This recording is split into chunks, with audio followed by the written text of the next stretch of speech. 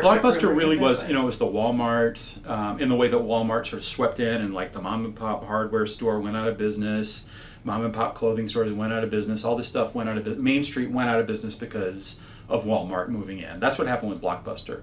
Blockbuster, and you know all this, but Blockbuster moved into all these towns. There were mom and pop video stores, and Blockbuster made it practically impossible for them to stay in business because they would do loss leaders, and they would buy 400 copies of the new release movie, which is what most people want in video stores. Most people, the driver for most video stores was new releases. Mm-hmm. Always the most popular section in any video store. It's like, oh, is this out yet?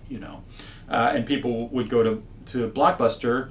They would go to the mom and pop video stores, and it would be like, no, sorry, Bride of Chucky is all checked out right now. So they would go to Blockbuster, and Blockbuster would have 400 copies of Bride of Chucky. So it killed the local mom and pops, and mom and pops went broke trying to keep up, trying to buy, 10 copies of Bride of Chucky or whatever to try to keep up, and it's just not a good way to do it. It's just they just didn't have they couldn't absorb the loss lead that Blockbuster absorbed, and so Blockbuster drove all these mom and pops out of business. And then the fact is, Blockbuster closed way too early because they just couldn't take the heat. They just didn't have the street smarts. They couldn't fight in the trees in the way that the mom and pops could.